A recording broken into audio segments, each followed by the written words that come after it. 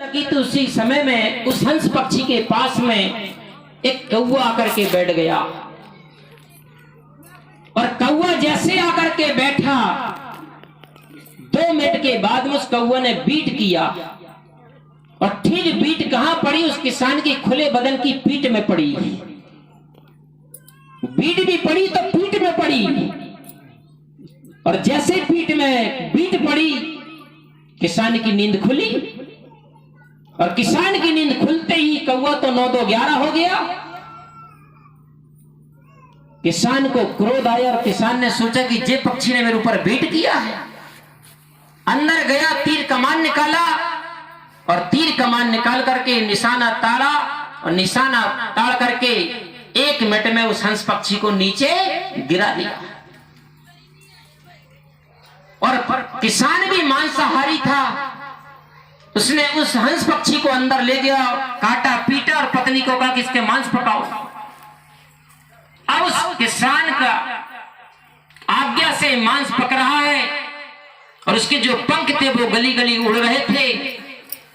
इसलिए कबीर साहब जी ने कहा, किसी कवि ने कहा इस बात को देखते हुए कि नीच कमीना दोस्ती मत करियो रे हंस, मांस तेरा रंधे देची गली उड़ेंगे पंख। हे हंस पक्षी, तूने एक क्षण के लिए मात्र कौवे का संग किया और एक क्षण के संग में क्या हुआ कि तेरा मांस तो तपेली में पक रहा है और तेरे पंख गली गली उड़ रहे हैं। ये किसके कारण से हुआ? संग के कारण से हुआ। इसी प्रकार सज्जनों, हंस कौन है? जो सदाचारी हो, साधनाशील हो, संयमी हो, परमार्थी हो। ऐसे जो संसार में कोई भी नर नारी हो, ऐसे हंसवत लोगों का जीवन को इशारा करते हुए कवि ने इशारा किया है कि नीचों का संग कभी मत करना। नीच कौन है? जो दुर्गुणी हो, दुराचारी हो, बेविचारी हो, मांसाहारी हो। ऐसे लोगों का कभी भी जीवन में संग मत करना।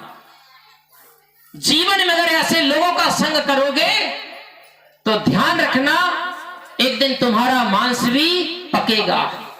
तुम्हारा मांस क्या है? तुम्हारे सद्गुण, तुम्हारे सदाचार, तुम्हारी सदमति, सद्बुद्धि सब नष्ट हो जाएगी, सब बर्बाद हो जाएगी और गली गली उड़ेंगे पंख। पंख क्या है?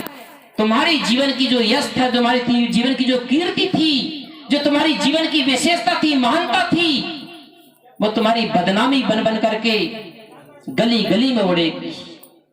इसलिए जीवन में कबीर साहब ने हमेशा कागड़ावंत, कौवावत जैसे लोगों का कबीर साहब ने हमेशा संग करने के लिए वर्जित कहा गया।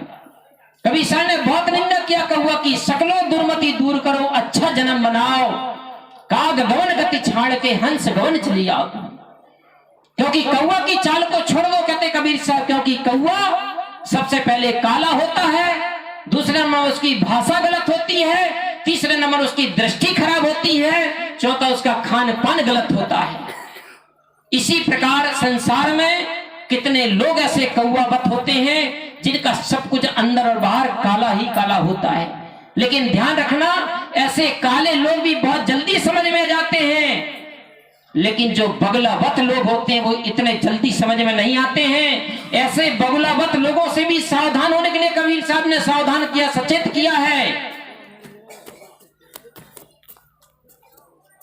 जो बड़े मुंह से तो बड़ी मीठी बात बोलते हैं, ऊपर से बड़ी अच्छी अच्छी बात करते हैं, ऊपर से बढ़िया बढ़िया पेश पोशाक होता है, लेकिन भीतर से उनका दिल भी बहुत काला होता है।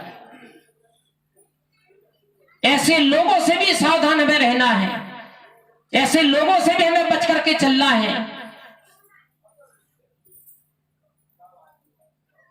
इसलिए मैं कह रहा था कि जीवन में कभी भी ऐसे लोगों का संग कभी मत करना। अच्छे लोगों का संग करोगे, आपकी फूटी कौड़ी नहीं लगेगी और बिना कुछ किए आपका जीवन बुराई से हट करके, दुखों से हट करके जीवन सुखी बनता चला जाएगा। इसलिए सदगुरु से भी इस कबीर साहब ने ये नहीं कहा था। कबीर साहब ने क्या कहा था? संगति कीजिए साधु की, हरे की व्याधि, ओछी संगत क्रूर की, आठों पैर उपाधि। कभी साहब ने जी ने कहा था कि संगत कीजिए किसी डॉक्टर की, संगत कीजिए किसी मास्टर की, संगत कीजिए किसी कलेक्टर की, संगत कीजिए किसी इंस्पेक्टर की, या संगत कीजिए किसी स्त्री की।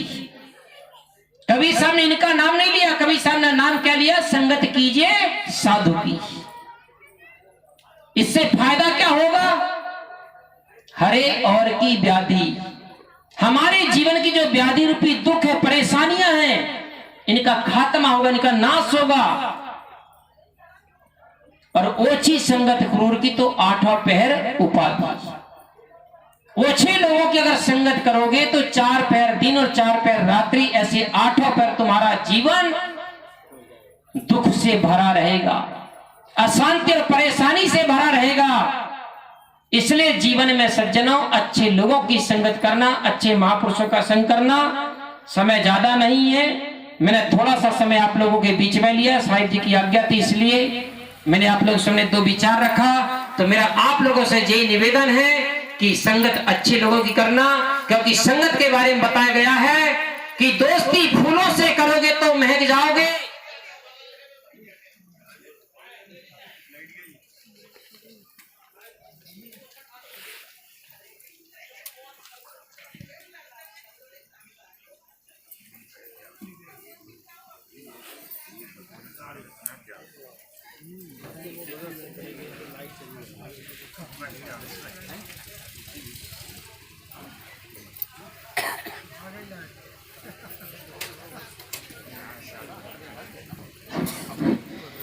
दोस्ती फूलों से करोगे तो महक जाओगे,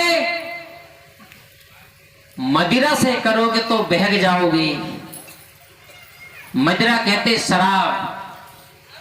शराब पीकर के ऐसा कौन इंसान है जो अपने जीवन के कल्याण पथ से ना बहका हो, अपने सुख और शांति के रास्ते से ना भटका हो, अपने परमार्थ के रास्ते से ना भटका हो? ऐसा शराब पीने वाला व्यक्ति कोई बता दो मुझे, आज तक है कोई ऐसा? अरे पहली बात तो भटक ही गया है, तभी तो उसने मदिरा को अपने हाथ में लिया है। अगर भटकता ही है तो हाथ में ही क्यों लेता, और वहां तक जाता भी कैसा? इसलिए दोस्ती फूलों से करोगे तो महक जाओगे, मदिरा से करोगे तो बहक जाओगे, सामन से करोगे तो भीग जाओगे, और संतों से करोगे तो सुधर जाओगे, और नहीं करोगे तो फिर किधर जाओगे? सोच लेना।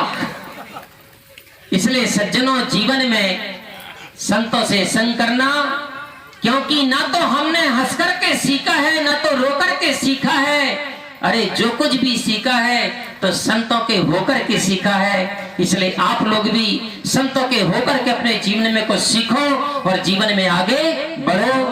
और जो आज का भंडारा था हमारे, आपने